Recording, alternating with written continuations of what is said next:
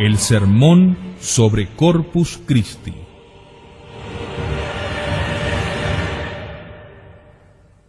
Soy como extranjero en mi tierra.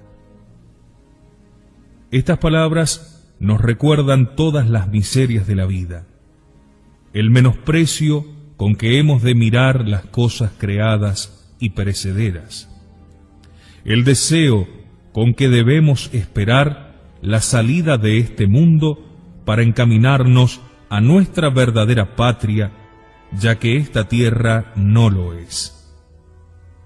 Consolémonos, sin embargo, hijos míos, del destierro al que estamos sujetos. En él tenemos un Dios, un amigo y un Redentor, que puede endulzar nuestras penas, haciéndonos vislumbrar grandes bienes desde este valle de miserias, lo cual debe llevarnos a exclamar, como la esposa de los cantares: ¿habéis visto a mi amado? Y si lo habéis visto, decidle que no hago más que penar.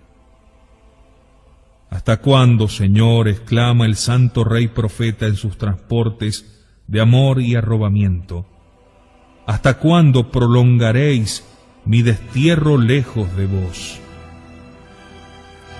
Sí, hijos míos, más dichosos que los santos del Antiguo Testamento, no solamente poseemos a Dios por la grandeza de su inmensidad, en virtud de la cual se halla en todas partes, sino que le tenemos con nosotros, tal cual estuvo durante 9 meses en el seno purísimo de la Santísima Virgen, y tal cual estuvo en la cruz.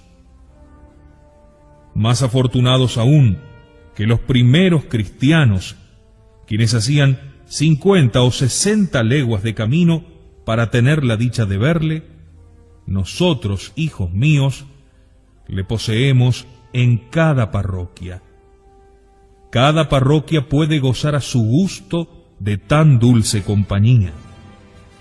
¡Qué pueblo tan feliz! ¿Cuál es mi propósito? Vedlo aquí.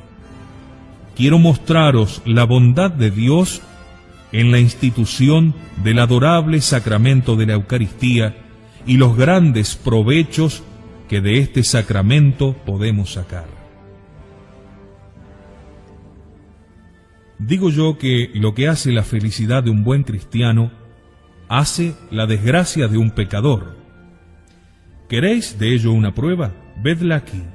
Sí, hijos míos, para el pecador que no quiere salir del pecado, la presencia de Dios se convierte en un suplicio. Quisiera él borrar el pensamiento de que Dios le está mirando y que algún día le juzgará. Se oculta, huye de la luz del sol, se hunde en las tinieblas, siente indecible horror por todo lo que pueda evocarle aquel pensamiento. Le estorba ver un ministro de Dios, le causa odio, huye de él, cuando piensa que tiene un alma inmortal, que hay un Dios que le recompensará o castigará durante toda la eternidad conforme a sus obras. Le parece que tales pensamientos son otros tantos verdugos que le atormentan sin cesar. Triste existencia la de un pecador que vive en pecado. Es en vano que te ocultes de la presencia de Dios. Amigo, nunca podrás conseguirlo. Adán, Adán, ¿dónde estás? Señor, exclama, he pecado y temo vuestra presencia. Adán, temblando, corre a ocultarse, y es precisamente en el momento en que creía no ser visto de Dios, cuando se hizo oír su voz. Adán, en todas partes me hallarás. Has pecado y yo he sido testigo de tu crimen. Mis ojos estaban fijos en ti. Caín, Caín, ¿dónde está tu hermano? Al oír la voz del Señor, Caín quedó estupefacto. Pero Dios le persiguió con la espada en el cinto. Caín, la sangre de tu hermano clama venganza. Cuán cierto es que el pecador se halla en un continuado espanto y desesperación. ¿Qué hiciste, pecador? Dios te castigará. No, no, exclama, Dios no me ha visto, Dios no existe. Desgraciado. Sí que existe. Dios te está viendo y te castigará. De lo cual podemos decir que en vano el pecador querrá tranquilizarse, olvidar sus pecados, huir de la presencia de Dios y procurarse todo cuanto su corazón pueda desear. A pesar de todo esto, no dejará de ser un desdichado. En todas partes arrastrará sus cadenas y su infierno. Triste existencia. No, hijos míos, no vayamos más lejos. Estos pensamientos son demasiado desesperanzadores. De ningún modo nos conviene hoy este lenguaje. Dejemos a esos pobres desgraciados en las tinieblas, ya que en ellas quieren vivir. Dejemos que se condenen, ya que no quieren salvarse. Venid, hijos míos, decía el santo rey David, venid, pues tengo grandes cosas que anunciaros. Venid y os diré cuán bueno es el Señor para los que le aman. Tiene preparado para sus hijos un alimento celestial que da frutos de vida. En todas partes hallaremos a nuestro Dios. Si vamos al cielo, allí estará. Si atravesamos el mar, le veremos a nuestro lado. Si nos sumergimos en la profundidad caótica de las aguas, hasta allí nos acompañará. No, nuestro Dios no nos pierde de vista, cual una madre que está vigilando al hijito que da los primeros pasos. Abraham, dice el Señor, anda en mi presencia y la hallarás en todas partes. Dios mío, exclama Moisés, servíos mostrarme vuestra faz, con ello tendré cuanto pueda desear.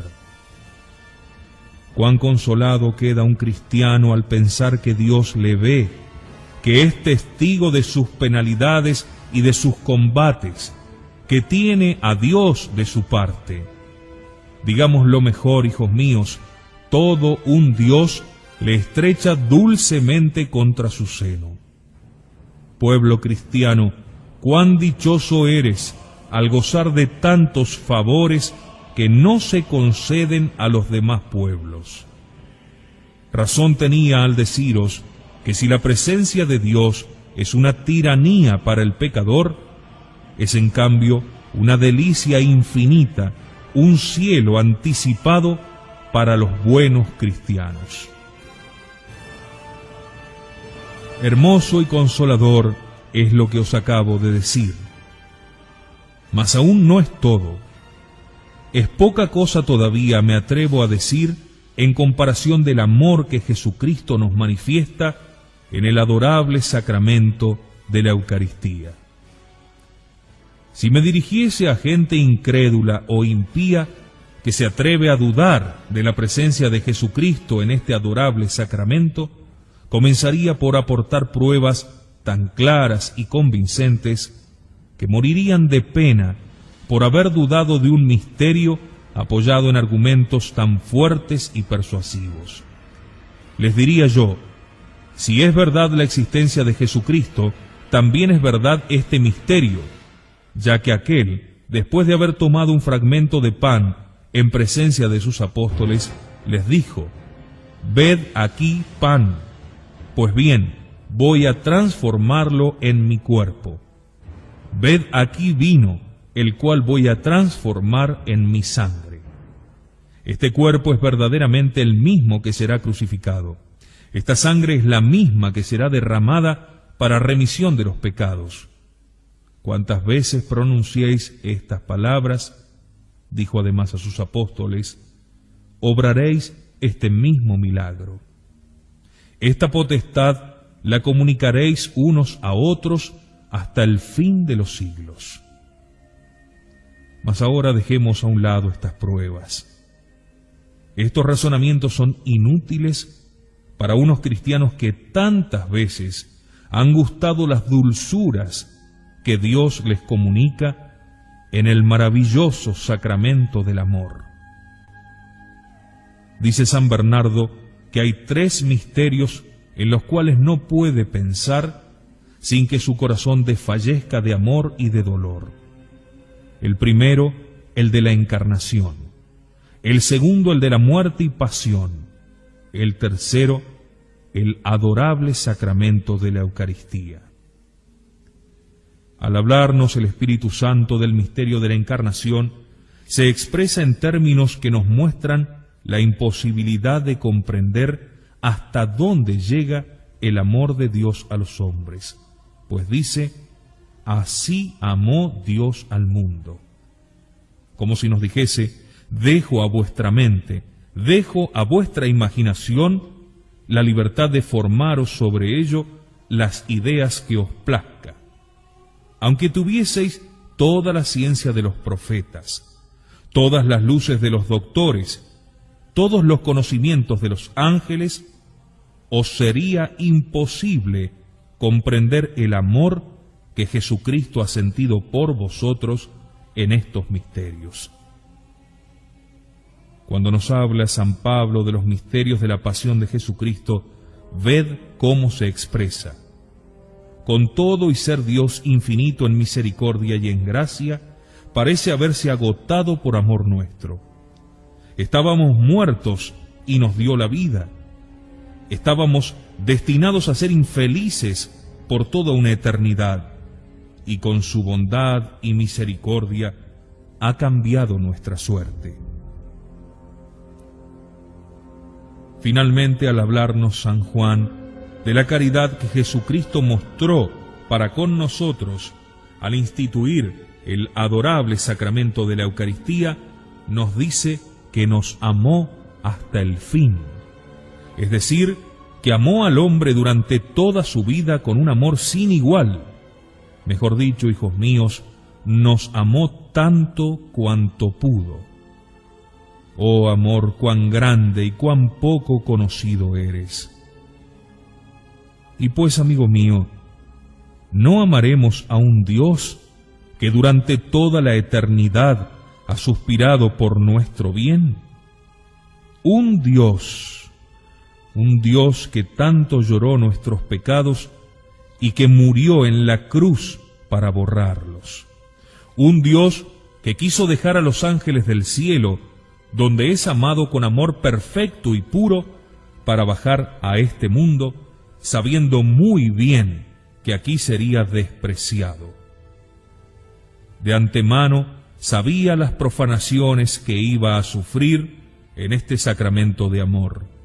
No se le ocultaba que unos le recibirían sin contrición, otros sin deseo de corregirse, otros tal vez con el crimen en sus corazones, dándole con ello nueva muerte. Pero nada de esto pudo detener su amor. Dichoso pueblo católico. Oh ciudad de Sión, regocíjate, prorrumpe en las más francas alegrías, exclama el Señor por boca de Isaías, ya que tu Dios mora en tu recinto. Lo que el profeta Isaías decía a su pueblo, puedo yo decíroslo con más exactitud. Cristianos, regocijaos, vuestro Dios va a comparecer entre vosotros.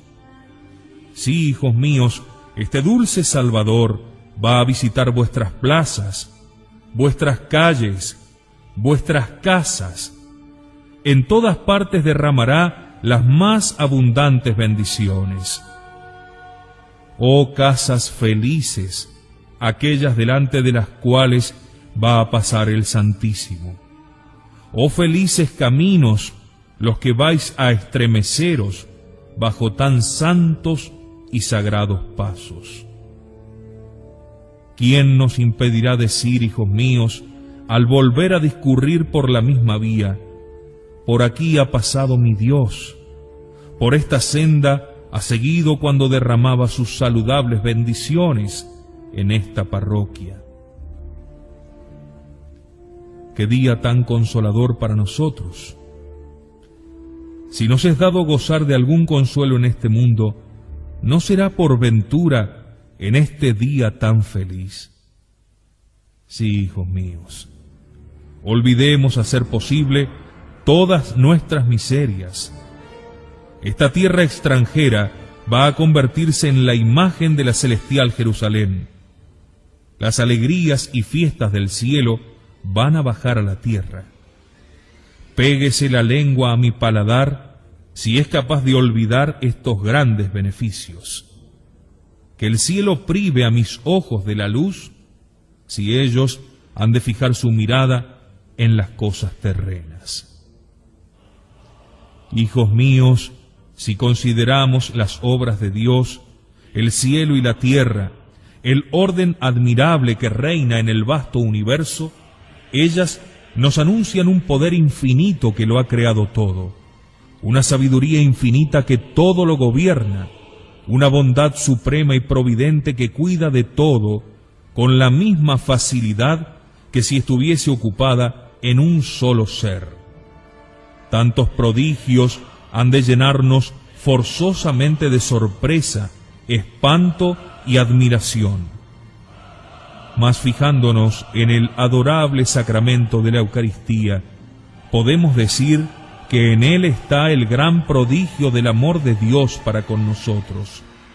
En él es donde su omnipotencia, su gracia y su bondad brillan del modo más extraordinario. Con total verdad, podemos decir que este es el pan bajado del cielo, el pan de los ángeles, que recibimos como alimento de nuestras almas. Es el pan de los fuertes que nos consuela y suaviza nuestras penas. Es este realmente el pan de los caminantes. Mejor dicho, hijos míos, es la llave que nos franquea las puertas del cielo. Quien me recibe, dice el Salvador, alcanzará la vida eterna. El que me coma no morirá. Aquel, dice el Salvador, que acuda a este sagrado banquete, hará nacer en él una fuente que manará hasta la vida eterna.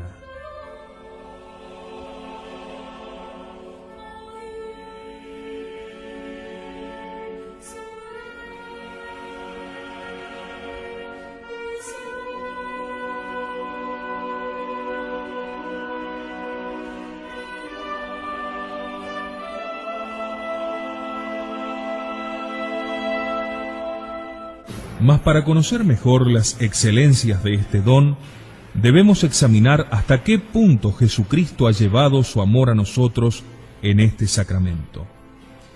No, hijos míos, no era bastante que el Hijo de Dios se hiciese hombre por nosotros. Para dejar satisfecho su amor, era preciso ofrecerse a cada uno en particular. Ved cuánto nos ama en la misma hora en que sus indignos hijos activaban los preparativos para darle muerte. Su amor le llevaba a obrar un milagro cuyo objeto era permanecer entre ellos. Se ha visto, podrá verse amor más generoso ni más liberal que el que nos manifiesta en el sacramento de su amor. No habremos de afirmar con el Sagrado Concilio de Trento que en dicho sacramento es donde la liberalidad y generosidad divinas han agotado todas sus riquezas? ¿Nos será dado hallar sobre la tierra y hasta en el cielo algo que con este misterio pueda ser comparado? ¿Se ha visto jamás que la ternura de un padre, la liberalidad de un rey para con sus súbditos, llegase hasta donde ha llegado la que muestra Jesucristo en el sacramento de nuestros altares? Vemos que los padres en su testamento dejan las riquezas a sus hijos, mas en el testamento del Divino Redentor no son bienes temporales, puesto que ya los tenemos, sino su cuerpo adorable y su sangre preciosa lo que nos da. Oh dicha del cristiano, cuán poco apreciada eres. No, hijos míos, Jesús no podía llevar su amor más allá que dándose a sí mismo, ya que al recibirlo, le recibimos con todas sus riquezas. ¿No es esto una verdadera prodigalidad de un Dios para con sus criaturas? Sí, hijos míos, si Dios nos hubiese dejado en libertad de pedirle cuanto quisiéramos, ¿nos habríamos atrevido a llevar hasta tal punto nuestras esperanzas? Por otra parte, el mismo Dios, con ser Dios, ¿podía hallar algo más precioso para darnos?, nos dice San Agustín.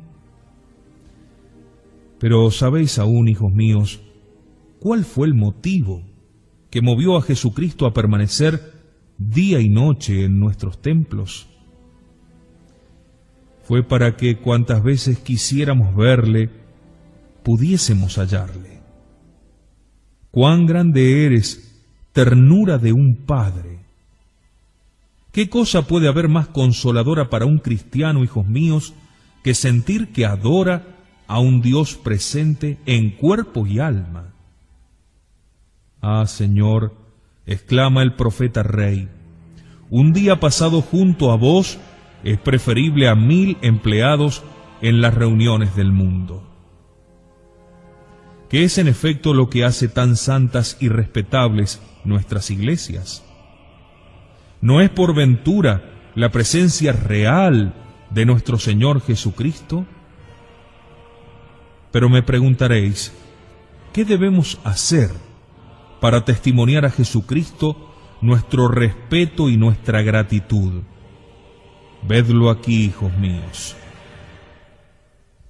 Primero, deberemos comparecer siempre ante su presencia con el mayor respeto y seguirle con alegría verdaderamente celestial, representándonos interiormente aquella gran procesión que tendrá lugar después del juicio final. Sí, hijos míos, para quedar penetrados del más profundo respeto, bastará recordar nuestra condición de pecadores, considerando cuán indignos somos de seguir a un Dios tan santo y tan puro, Padre bondadoso, al que tantas veces hemos despreciado y ultrajado, y que con todo nos ama aún, y se complace en darnos a entender que está dispuesto a perdonarnos nuevamente. ¿Qué es lo que hace Jesucristo cuando le llevamos en procesión? Vedlo aquí.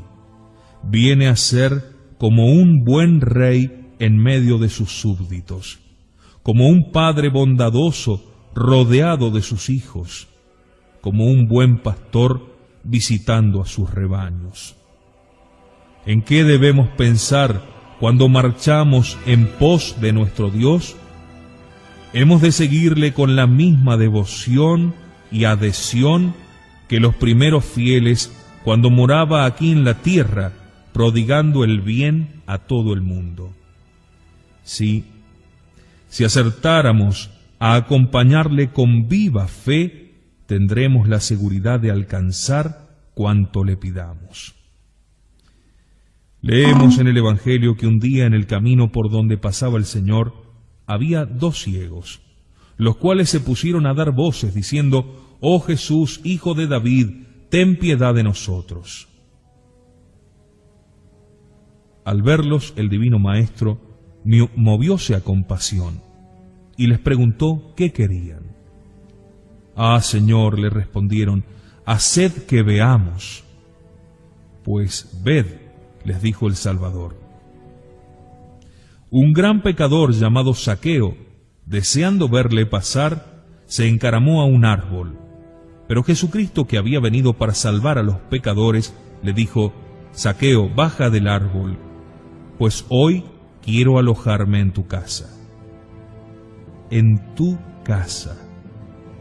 Lo cual es como si le dijese: «Zaqueo, desde hace mucho tiempo la puerta de tu corazón está cerrada por el orgullo y la injusticia. Ábreme hoy, pues vengo para traerte el perdón. Al momento bajó Zaqueo, humillóse profundamente ante su Dios, reparó todas sus injusticias, no deseando ya por herencia otra cosa que la pobreza y el sufrimiento. Oh instante feliz, el cual le valió una eternidad de dicha. Otro día, pasando el Salvador por otra calle, seguíale una pobre mujer, afligida por espacio de 12 años, a causa de un flujo de sangre. Ah, se decía ella, si tuviese la dicha de tocar aunque solo fuese el borde de sus vestidos, estoy cierta que curaría. Y corrió llena de confianza a arrojarse a los pies del Salvador, y al momento quedó libre de su enfermedad. Sí, hijos míos, si tuviésemos la misma fe y la misma confianza, obtendríamos también las mismas gracias, puesto que es el mismo Dios, el mismo Salvador, el mismo Padre animado de la misma caridad. Venid, decía el profeta, venid, salid de vuestros tabernáculos, mostraos a vuestro pueblo que os desea y os ama. ¿Cuántos enfermos esperan la curación? ¿Cuántos ciegos a quienes habría que devolver la vista? ¿Cuántos cristianos de los que van a seguir a Jesucristo tienen sus almas cubiertas de llagas? ¿Cuántos cristianos están en las tinieblas y no ven que corren inminente peligro de precipitarse en el infierno eterno? Dios mío, curad a unos e iluminad a otros. Pobres almas, cuán desdichadas sois. Nos refiere San Pablo que, hallándose en Atenas, vio escrito en un altar: aquí reside el Dios desconocido, o a lo menos olvidado, ignoto Deo. Hijos míos, podría deciros yo lo contrario. Vengo a anunciaros un Dios que vosotros conocéis como tal, y no obstante no le queréis adorar, antes bien le despreciáis. Ay, cuántos cristianos en el santo día del domingo no saben cómo emplear el tiempo, y con todo no se dignan dedicar ni tan solo unos momentos a visitar a su Salvador, que arde en deseos de verlos junto a sí, para poder decirles que los ama y que quiere colmarlos de favores. ¡Qué vergüenza para nosotros! ¿Ocurre algún acontecimiento extraordinario? Abandonáis todo y corréis a presenciarlo. Mas a Dios no hacemos otra cosa que despreciarle, huyendo de su presencia. El tiempo empleado en honrarle siempre nos parece largo. Toda práctica religiosa nos parece durar demasiado. Cuán distintos eran los primeros cristianos. Consideraban como los más felices de su vida los días y noches empleados en las iglesias, cantando las alabanzas al Señor o llorando sus pecados. Mas hoy, por desgracia, no ocurre lo mismo. Los cristianos de hoy huyen de Jesucristo, le abandonan, hasta algunos le desprecian. La mayor parte nos presentamos en las iglesias, lugar tan sagrado, sin reverencia, sin amor a Dios y hasta sin saber para qué vamos allí. Unos tienen ocupado su corazón y su mente en 1000 cosas terrenas o tal vez hasta criminales. Otros están allí con disgusto y fastidio. Otros hay que apenas si doblan la rodilla en los momentos que un Dios derrama su sangre preciosa para perdonar sus pecados. Finalmente otros, aún no se ha retirado el sacerdote del altar y ya están fuera del templo. Dios mío, cuán poco os aman vuestros hijos, mejor dicho, cuánto os desprecian.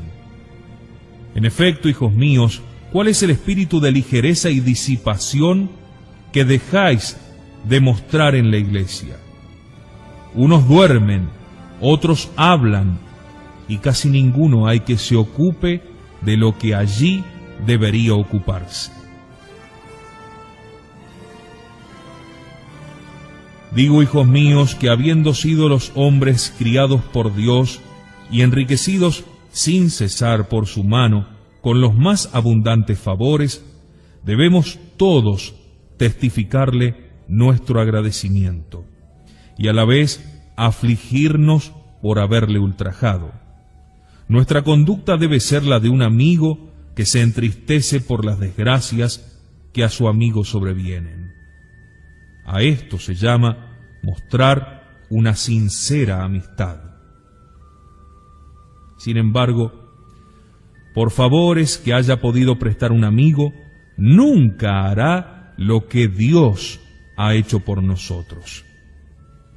Me diréis, ¿quiénes deben, al parecer de usted, sentir un amor más intenso y más ardiente a la vista de los ultrajes que Jesucristo recibe de los malos cristianos? Es indudable que todos hemos de afligirnos por los desprecios de que es objeto. Todos hemos de procurar desagraviarle. Mas entre los cristianos hay algunos que están obligados a ello de un modo especial. Son los que tienen la dicha de pertenecer a la cofradía del Santísimo Sacramento. He dicho que tienen la dicha. ¿Habrá otra mayor que la de ser escogidos para desagraviar a Jesucristo en los ultrajes que reciben el sacramento de su amor? No os quepa duda, hijos míos, vosotros como cofrades estáis obligados a llevar una vida mucho más perfecta que el común de los cristianos. Vuestros pecados son mucho más sensibles a Dios nuestro Señor. No, hijos míos, no hay bastante con llevar un cirio en la mano para dar a entender que somos contados entre los elegidos de Dios. Es preciso que nuestro comportamiento nos singularice, como el cirio nos distingue de los que no lo llevan. ¿Por qué, hijos míos, llevamos esos cirios que brillan, si no es para indicar que nuestra vida debe ser un modelo de virtud, para mostrar que consideramos como una gloria el ser hijos de Dios, y que estamos prestos a dar la vida por defender los intereses de aquel a quien nos hemos consagrado perpetuamente? Esforzarse en adornar las iglesias y los altares es dar ciertamente señales exteriores muy buenas y laudables. Pero no nos engañemos, no es esto bastante. Los betsamitas, cuando el arca del Señor pasó por su tierra, dieron muestras del mayor celo y diligencia. En cuanto la divisaron, salió el pueblo en masa para precederla. Todos se ocuparon diligentemente en preparar la leña para ofrecer los sacrificios. Sin embargo, 50.000 hubieron de morir por no haber guardado bastante respeto. Oh, hijos míos, ¿cuánto ha de hacernos temblar este ejemplo? ¿Qué objetos guardaba aquella arca, hijos míos? Un poco de maná, las tablas de la ley, y porque los que a ella se acercan no están bien penetrados de su presencia, el Señor los hiere de muerte. Pero decidme, ¿quiénes de los que reflexionen tan solo un momento acerca de la presencia de Jesucristo no quedarán sobrecogidos de temor? ¿Cuántos desgraciados forman parte del cortejo del Salvador con un corazón culpable? Infeliz, en vano doblarás la rodilla mientras un Dios se yergue para bendecir a su pueblo. Sus penetrantes miradas no dejarán por eso de ver los horrores que cobija tu alma. Mas si nuestra alma está pura, entonces podremos figurarnos que vamos en pos de Jesucristo como en pos de un gran rey que sale de la capital de su reino para recibir los homenajes de sus súbditos y colmarlos de favores. Leemos en el Evangelio que aquellos 2 discípulos que iban a Emaús andaban en compañía del Salvador sin conocerle, y cuando lo hubieron reconocido desapareció. Enajenados por su dicha, decíanse el uno al otro: ¿cómo se explica que no le hayamos reconocido? ¿Acaso nuestros corazones no se sentían inflamados de amor cuando nos hablaba explicándonos las Escrituras? 1000 veces más dichosos que aquellos discípulos somos nosotros, hijos queridos, ya que ellos iban en compañía de Jesucristo sin conocerle, mas nosotros sabemos que quien marcha en nuestra compañía, presidiéndonos, es nuestro Dios y Salvador, el cual va a hablar al fondo de nuestro corazón, en donde infundirá una infinidad de buenos pensamientos y santas inspiraciones. Hijo mío, te dirá: ¿por qué no quieres amarme? ¿Por qué no dejas ese maldito pecado que levanta una muralla de separación entre nosotros?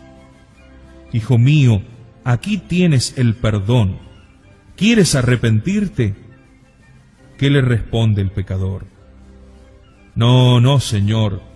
Prefiero vivir bajo la tiranía del demonio y ser reprobado a pediros y aceptaros vuestro perdón. Alguno me dirá: nosotros no decimos esto al Señor. Pero yo replico que se lo decís repetidamente, o sea, cada vez que Dios os inspira el pensamiento de convertiros. Desgraciado día vendrá en que pedirás lo que hoy recusas, y entonces tal vez no te será concedido.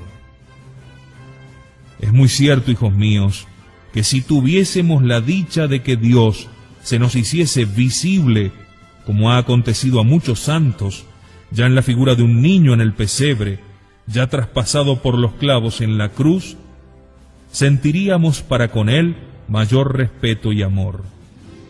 Pero esto no lo merecemos. Y si nos aconteciese un caso semejante, nos creeríamos ya santos, lo cual sería un motivo de orgullo y de condenación. Mas aunque Dios no nos otorgue esta gracia, no deja por ello de estar presente y presto a concedernos cuanto le pidamos. Mirad, refírese en la historia que, dudando un sacerdote de esta verdad, después de haber pronunciado las palabras de la consagración, ¿cómo es posible, decía entre sí, que las palabras de un hombre obren tan gran milagro? Mas Jesucristo, para echarle en cara su poca fe, hizo que la santa hostia sudase sangre en abundancia, hasta el punto que fue preciso recoger ésta con una cuchara. Y el mismo autor nos refiere también que un día se pegó fuego a una capilla y ardió toda la construcción hasta quedar destruida. Pero la santa hostia quedó suspendida en el aire sin apoyo de ninguna clase. Habiendo acudido un sacerdote para recibirla en un vaso, vino enseguida ella misma a posarse allí. Sabemos por la historia eclesiástica que la criada de un judío, para complacer a su dueño, le proporcionó una partícula consagrada. Aquella infeliz, después de haberla recibido en la boca, tomóla, púsola en un pañuelo y la entregó a su dueño. Aquel monstruo, enajenado de alegría por tener a Jesucristo en sus manos, siguiendo el ejemplo de sus padres que le crucificaron, entregóse a cuanto supo inspirarle su furor. Pero parece que Jesucristo quiso manifestarle cuánto sentía los ultrajes de que le hacía víctima. Habiendo el infeliz colocado la hostia santa sobre una mesa, le dio muchas cuchilladas y quedó enteramente cubierta de sangre, lo cual infundió gran temor a su mujer y a sus hijos, que eran testigos de aquel horrible espectáculo. Entonces volvió a tomarla, la fijó con un clavo, la golpeó con azotes e hirióla con una lanza. La sangre manaba aún más abundantemente que la vez primera.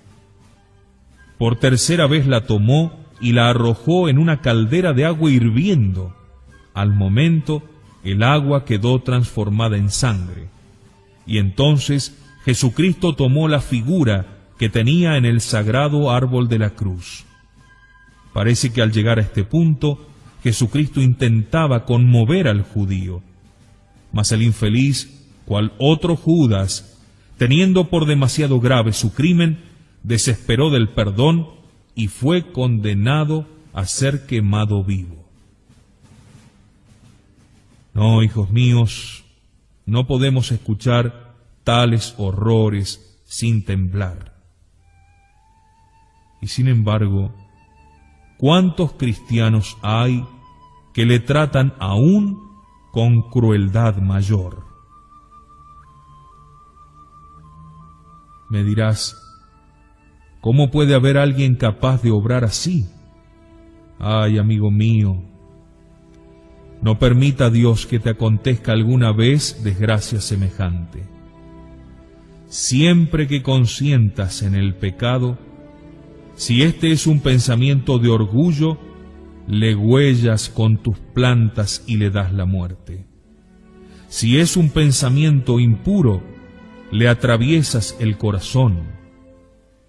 Figurémonos en esta procesión al Salvador, cual si subiese al Calvario. Unos le golpeaban, otros le llenaban de injurias y blasfemias. Sólo algunas almas santas le seguían, llorando y mezclando sus lágrimas a la preciosa sangre con que regaba el suelo.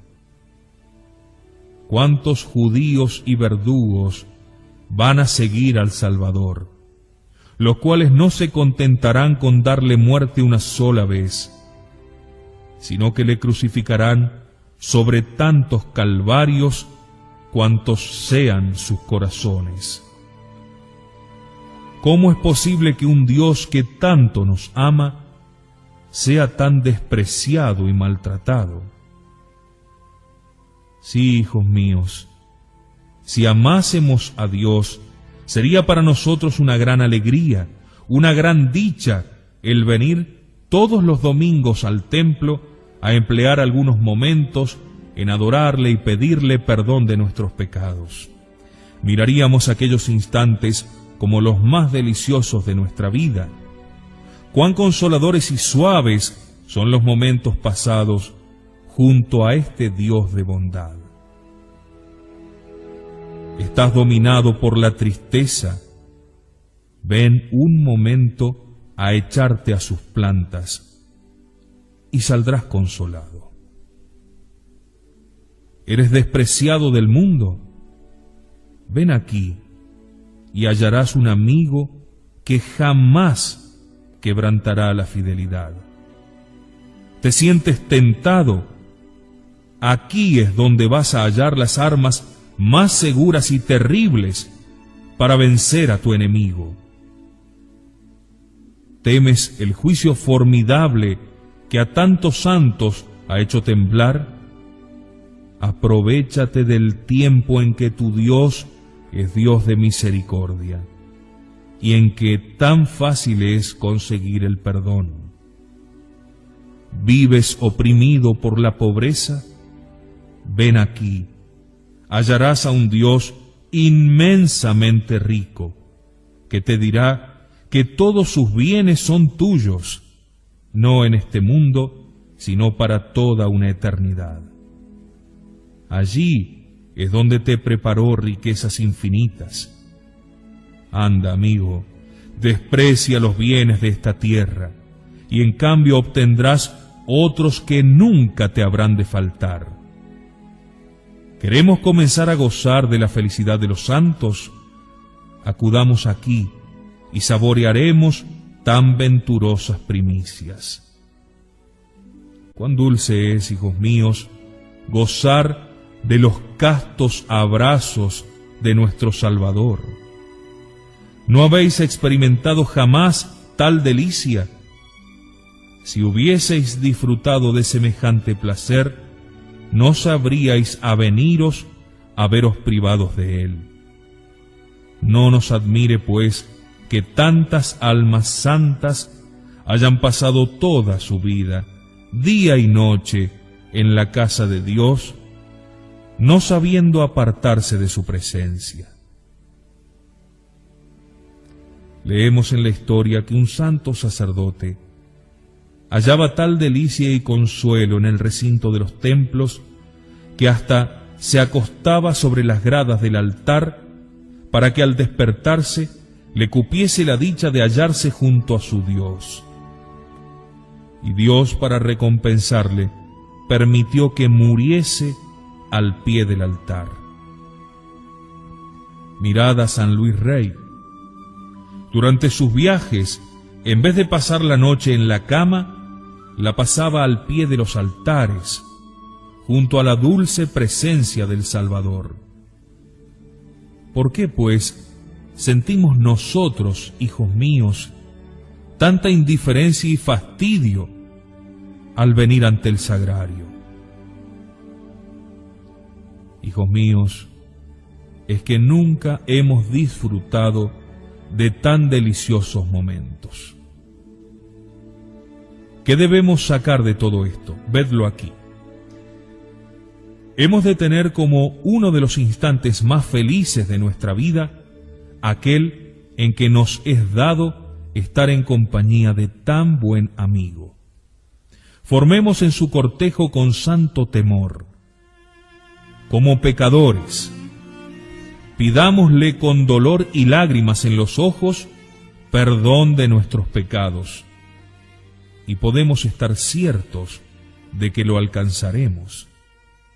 Si nos hemos reconciliado, imploremos el don precioso de la perseverancia. Digámosle formalmente que preferimos 1000 veces morir antes que volver a ofenderle. No, hijos míos, mientras no améis a vuestro Dios, jamás vais a quedar satisfechos. Todo en el mundo os agobiará, todo llegará a fastidiaros. Mas en cuanto le améis, comenzaréis entonces sí, por fin, una vida dichosa, y en ella podréis esperar tranquilamente la muerte. Ah, aquella muerte feliz que nos juntará a nuestro Dios. Dulce felicidad, ¿cuándo llegarás? ¿Cuán largo es el tiempo de la espera? Ven, tú nos procurarás el mayor de todos los bienes, o sea, la posesión del mismísimo Dios. Y esta es la gracia que os deseo.